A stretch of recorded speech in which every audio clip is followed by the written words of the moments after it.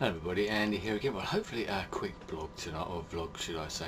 I just listened to the news this morning, and there was a bit in there about George W. Bush and his famous watch. Now this sort of story has been going on for a few days now. A recent trip to Albania, and George W. Bush was sort of shaking hands with people in the crowd, and supposedly his watch disappeared, and I'm wondering whether sort of the most audacious pickpockets or sneak thieves in the world in Albania, or whether, as possibly has happened, he actually took the watch off anyway and put it in his pocket.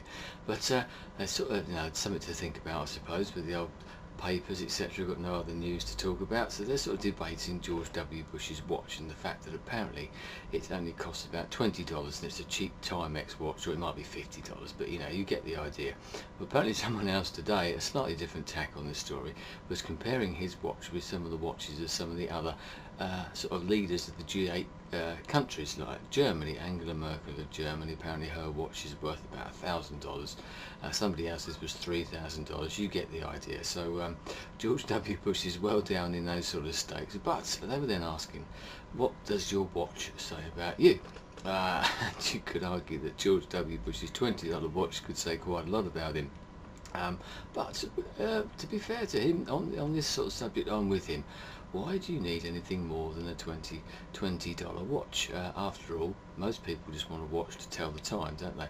But there again, they become status symbols, and that's why some people spend literally thousands and thousands of pounds, dollars, whatever it is where you come from, for all the flashy Omega watches and Breitling watches which some of the other G8 leaders had. So that poses one question: why do we need them? Now, also, what about watches themselves? What do you think about them? This sort of got me going off on a completely different tangent, and as you can see, I haven't got a watch on. I don't like watches. I've said in before that working for sort of close to 33 years, and that's my life at work certainly has been absolutely ruled rigidly by the clock, as I'm sure most people out there is very, very similar sort of thing. So as soon as I get home, as soon as I have some sort of time off of work, one of the first things that I do is take my watch off. It gives you a sense of freedom. Now I wonder if anybody else feels that. If you don't, maybe you don't wear a watch, and if you don't, maybe I'd like to know the reason why. And if you do wear a watch, do you take it off like me? Do you sort of feel a bit freer through not wearing it? Maybe it's just a reaction to having to wear it at certain times, and it's the old rebellious streak in people like me that comes out, and you just want to say, no, let's throw those shackles away, type of thing, and get back to get back to the old days. Which brings on to another subject.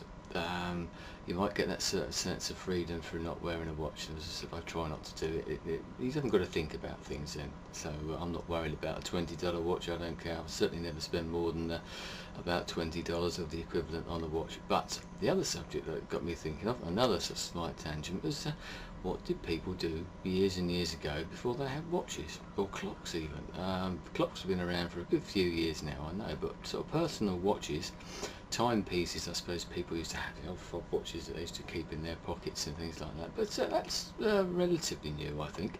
And the sort of common man, if you want to call it that, probably hasn't had something like wristwatches or personal timepieces for that long, really. So how did these people get up in the morning?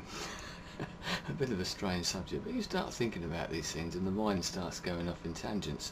I remember reading years ago that in sort of northern Britain, and probably in other parts of Britain, the old sort of miners and cotton workers, all the sort of factory workers, the working class people, they used to have people that used to go around all the houses, and they used to have these big long sticks, and they used to sort of go around and they used to tap on the windows of the people that needed to get up early in the morning. And this was like sort of a wake-up call. They didn't have alarm clocks, they didn't have that sort of thing. So, but who woke those other people up? How did they get up? But anyway, this is going silly, isn't it? So maybe someone could tell you when the first personal timepiece was invented, or the first clock. But a bit of a silly one, I'm afraid. But if you've got a watch, what do you think it says about you? Does it say anything about you? Do you care? Do you use it as a sort of a fashion accessory, or is it just a timepiece? It just tells you the time.